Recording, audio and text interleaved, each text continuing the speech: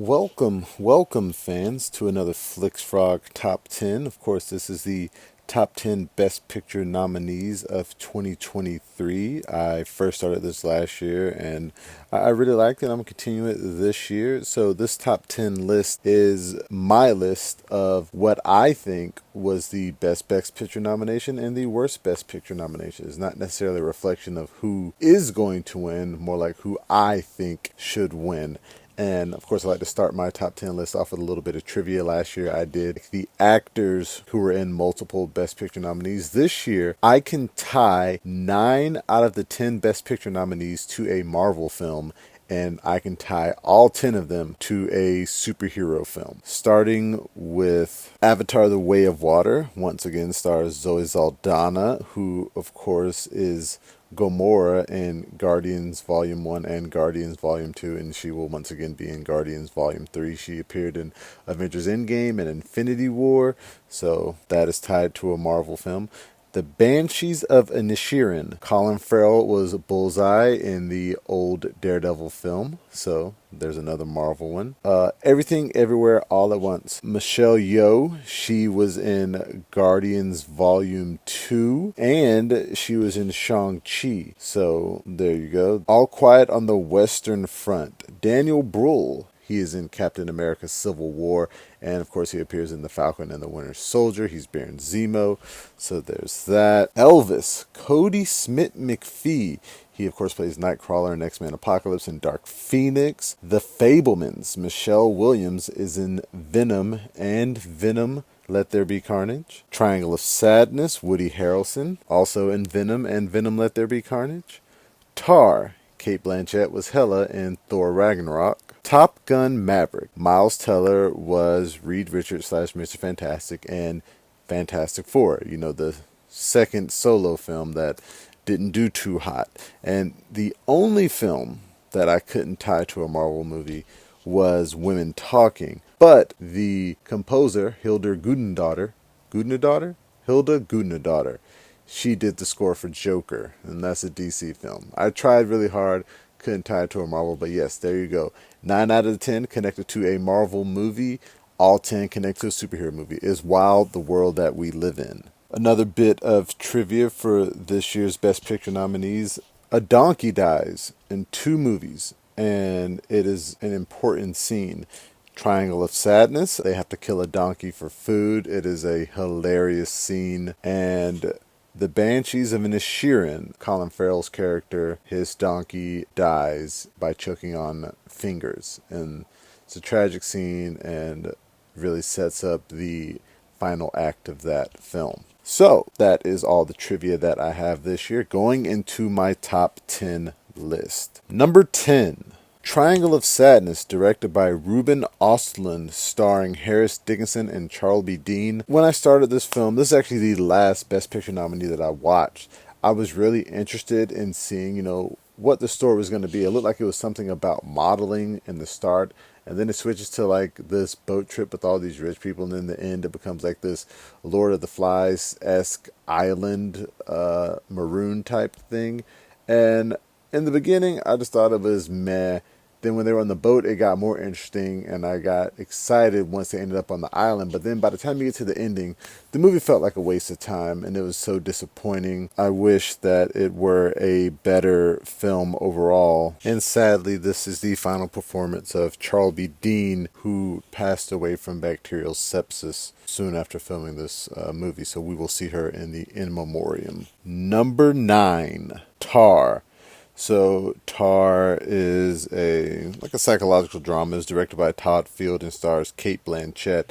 And the reason this film is so low on my list, because while I enjoyed the film, I don't think it is a Best Picture nominee, and a lot of my film critic friends were hyping it up so much to the point that when I finally watched it, I was just kind of let down. I was like, this is what everybody's really enjoying. But yeah, it is well acted. And the score by Hilda Gudnadottir is really good. I did enjoy that. I enjoyed listening to all the music. I enjoyed Lydia Tarr. I just don't think it's Best Picture quality. Number 8. The Fablemans, directed by Steven Spielberg, starring Gabriel LaBelle, Michelle Williams, Paul Dano, Seth Rogen, and Judd Hirsch. Now, Judd Hirsch getting an Academy Award nomination for his minimal role in this film is ridiculous. I don't think he should have gotten an Academy Award nomination for such a small part. Not that a small part can't get you the nomination, but he didn't really do much, and it wasn't like something super influential.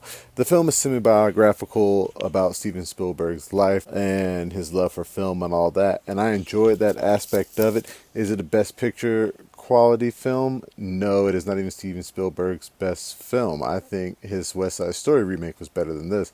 This film is strictly a nominee because the Academy loves to suck up to Steven Spielberg. Now, there were very funny parts in it. I really enjoyed the story. Paul Dano is phenomenal, and he should have gotten an Academy Award nomination if anyone. But Michelle Williams as Steven Spielberg's mom, like she's the facsimile for Steven Spielberg's mom in the film, is a terrible person. I guess both his parents are dead now, so Steven Spielberg basically put all his parents' business out in the air like that. Like his mom was cheating on his dad with his dad's best friend. But like I said, I enjoyed it. I just do not think it is a Best Picture nominee.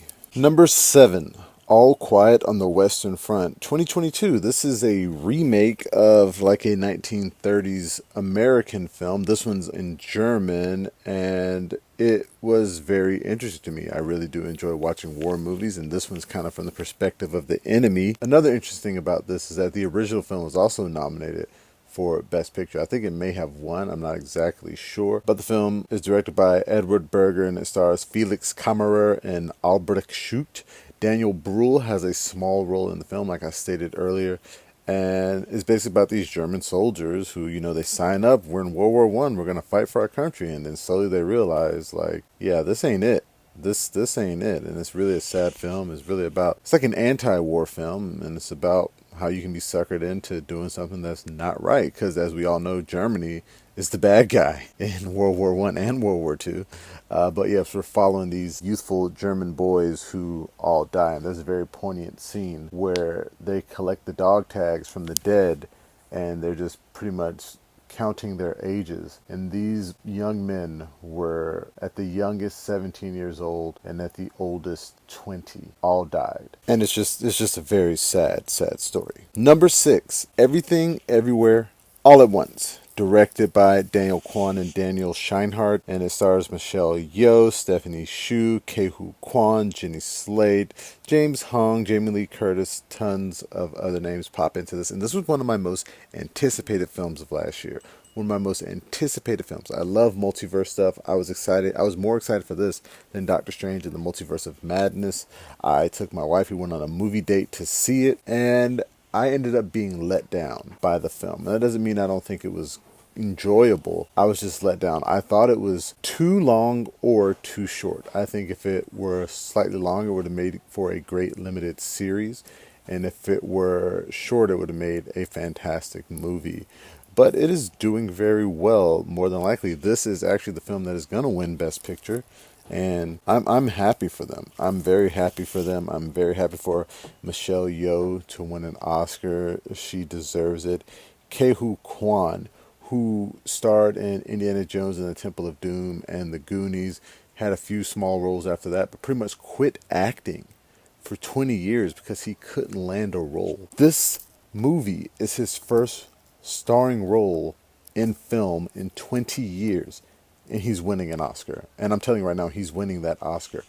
That is crazy. That tells you like the issues with like Hollywood, that you have this talented young actor and he has to leave the business for 20 years only to come back and win an Oscar just to show them how talented he actually is. Now he has like a bunch of stuff coming up. He's going to be in the next season of Loki and a few other things. So I hope to God that somehow, some way we're going to get more Indiana Jones interquels and we can kind of put him in those using the de-aging technology on Harrison Ford. But it'd be great.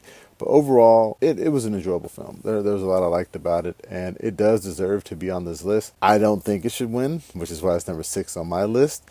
But yeah, it was enjoyable. Number 5, Elvis, directed by Baz Luhrmann, starring Austin Butler and Tom Hanks. I really do love Baz Luhrmann's films. Moulin Rouge is probably one of my all-time favorite musicals, and I was very intrigued about the life of Elvis because he's like this mythical pop star in America's history, but I never really knew a lot about him. There were the rumors that he stole music from black people, and I really want to see if this film would explore that. And they do touch on a little bit. I did enjoy it. I enjoyed Austin Butler as Elvis. I would like to see his career keep going. Tom Hanks was great as Colonel Tom Parker. And, they pretty much stayed with the whole, did he steal music from black people? It was like, no, he was very interested in black music, the way they danced, the way they moved, the way they sang. But, like, even his black friends told him, was like, look, these guys are better than you. Probably. Well, they didn't tell him that. He said, this guy's better than I'll ever be. Like, Elvis said that himself. And they flat out told him, like, look, he may be better, but you're white. They can never do what you can do. So he is increasing like the state of that music for everybody. And of course, it's talked about, Colonel Tom Parker pretty much having him in indentured servitude with his terrible contract. And he wasn't even like an American citizen. He was like a Dutch citizen who was extant and he didn't have a passport. All these other things. I enjoyed the history of the movie and I can't wait to see what Baz Luhrmann does next. Number 4, Women Talking. Directed by Sarah Polley, starring Rooney Mara, Claire Foy, Jessie Buckley, Frances McDormand, Ben Whishaw. This movie is so well written and just tremendously acted. Claire Foy not getting an Oscar nomination is a travesty.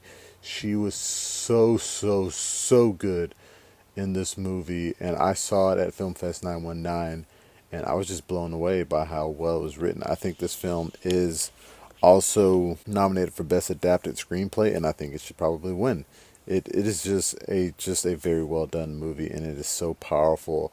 I think it is something that women everywhere should watch if they have the chance. Just support this film, and I just can't give this film enough praise. And it is not just Claire Foy, the acting all around. Rooney Mara, Ben Whishaw, amazing. Jessie Buckley, all these strong women made this movie so elevated.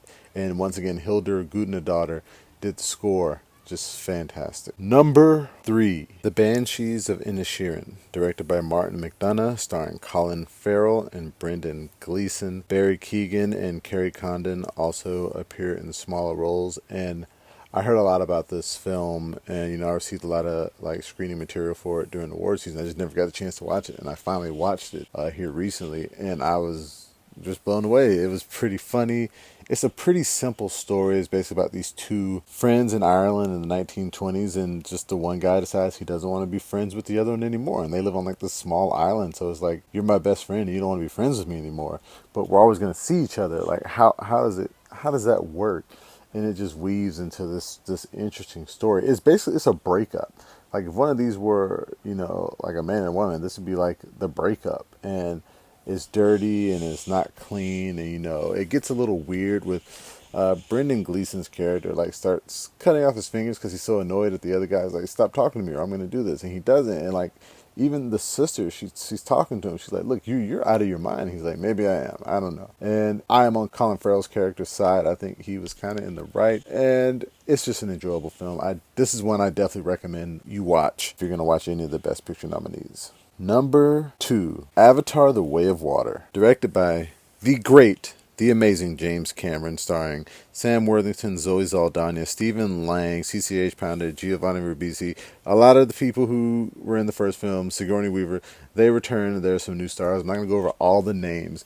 This movie was beautiful to look at. This movie was just amazing to look at. It's like you're on Pandora. It has made over $2 billion. I think it is currently the third highest grossing film of all time. 12 years after the previous film. You can never doubt James Cameron ever again in your entire life. The top 5 highest grossing films of all time, 3 of them are his: Avatar, Avatar 2, and Titanic. And then you got the Avengers films after that. But those are a part of a franchise. He did these on his own, and I know Avatar is going to become a franchise now, but it's a very poignant and just amazing story. The way he created this sequel, it works, and it works well. I can't wait to see Avatar 3. And here's some fun trivia for you. Avatar 2 didn't make over $2 billion. Avatar 2 and 3 made over $2 billion. He filmed these movies at the same time and basically split it in half. So all of the budget for this movie included the budget for the third one. So Avatar 3, however much money it makes, if it also cracks $2 billion, that is all profit. How crazy is that? How crazy is that? And here we are, the moment you've all been waiting for. Number one. You can guess by now because there's no other films left. Yes, Top Gun Maverick. Directed by Joseph Kosinski, starring Tom Cruise, Miles Teller, Jennifer Connelly, John Hamm, Val Kilmer, Ed Harris, Glenn Powell, so many other names. Fantastic movie. I agree with Steven Spielberg. This did save cinema. And big props to Tom Cruise, who told Paramount, you're not dropping this on Paramount Plus. This was made for the screen. We're going to play this in theaters. I don't care how long we have to wait. And just like James Cameron before him, you can't doubt Tom Cruise anymore. If he says something's a banger, you listen to him. This is phenomenal. I think it made like, what, $1.6 billion. It's an amazing story. It's an amazing follow-up. They do not tell you exactly who the enemy is, but that's part of the charm. It can be whoever you want it to be. The people are beautiful. The scene where Tom Cruise proves that he can do the mission, that's pure cinema. Pure cinema. It is amazing. And unfortunately, now that this film has come out, that Star Wars movie, Rogue Squadron, I don't know if it can be made anymore, because this is basically Rogue Squadron.